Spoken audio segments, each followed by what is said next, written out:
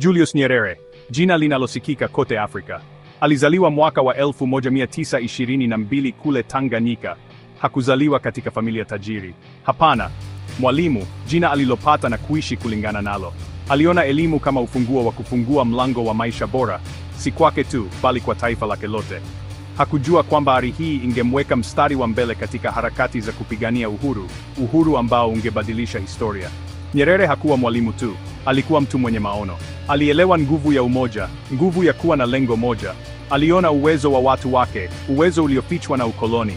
Hii ilimpa ari ya kupigania uhuru, kujitoa kwenye minyororo ya ukandamizaji. Safari yake haikuwa rahisi, lakini Nyerere alikuwa mtu mwenye msimamo. Alijua kwamba elimu ilikuwa hatua ya kwanza tu. Ili kuwaweka huru watu wake, Tanganyika ilihitaji kujikomboa kutoka kwa ukoloni. Na hivyo Mwalimu akawa mkombozi, akawaongoza watu wake kwenye uhuru.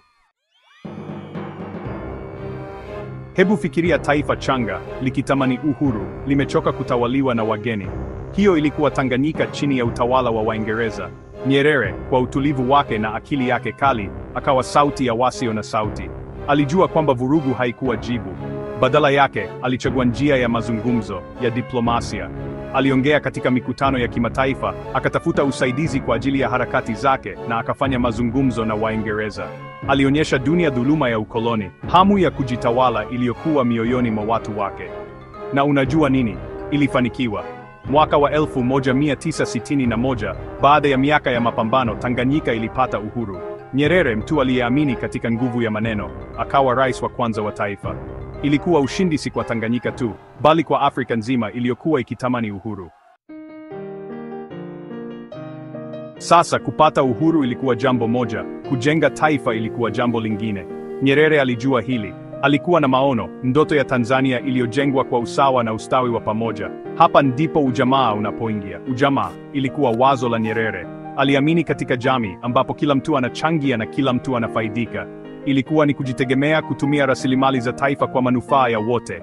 Alihimiza maisha ya pamoja, kilimo cha ushirika na usawa katika elimu na afya. Ujamaa haukuwa sera tu, ilikuwa njia ya maisha, wito wa umoja na mshikamano.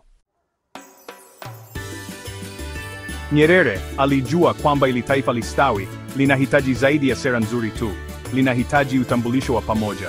Aliona uwezo wa Kiswahili, lugha inayozungumzwa na jamii mbalimbali Afrika Mashariki. Akaifanya kuwa lugha ya taifa, lugha ya umoja. Fikiria, watu kutoka makabila tofauti, wakizungumza lugha tofauti, sasa wangeweza kuelewana.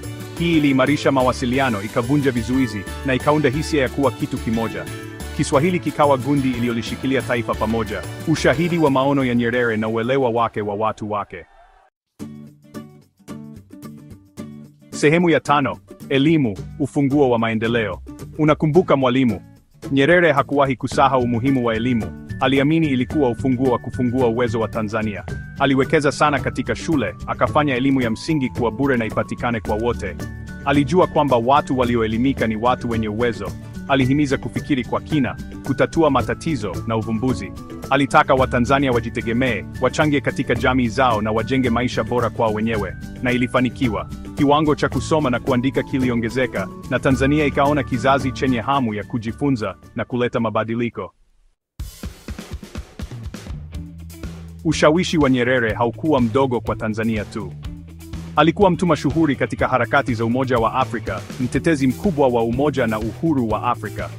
Aliamini kwamba Afrika iliyoungana inaweza kusimama kidete kwenye jukwaa la dunia, huru kutoka kwa ukoloni mamboleo na unyonyaji.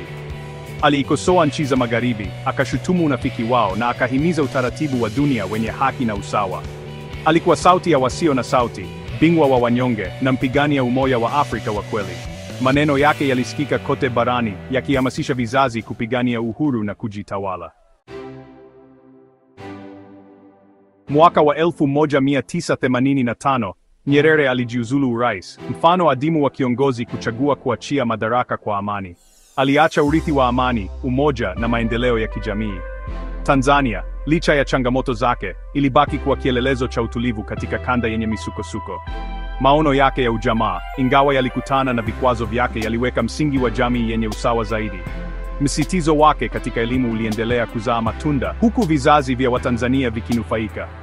Urithi wa Nyerere haukuandikwa kwenye makaburi ya mawe tu, bali katika mioyo na akili za watu wake.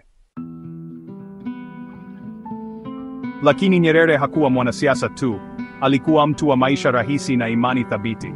Aliamini katika kuongoza kwa mfano. Alikataa maisha ya anasa, akachagua kuishi maisha ya kawaida, karibu na mizizi yake.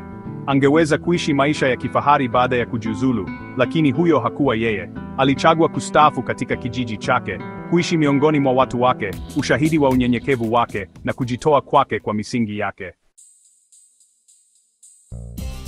Julius Nyerere, Mwalimu aliyegeuka rais, aliacha alama isiyofutika Tanzania na Afrika. Imani yake isiyoyumba katika elimu, maono yake ya Afrika iliyoungana na yenye ustawi, na kujitoa kwake kwa haki ya kijamii vinaendelea kuhamasisha. Alitufundisha umuhimu wa kujitegemea, nguvu ya umoja, na hitaji la dunia yenye haki zaidi. Mwalimu hayupo tena, lakini mafundisho yake yanaishi, ushahidi wa maisha yaliyotolewa kwa huduma, kuinua watu wake, na kujenga mustakabali bora kwa vizazi vijavyo.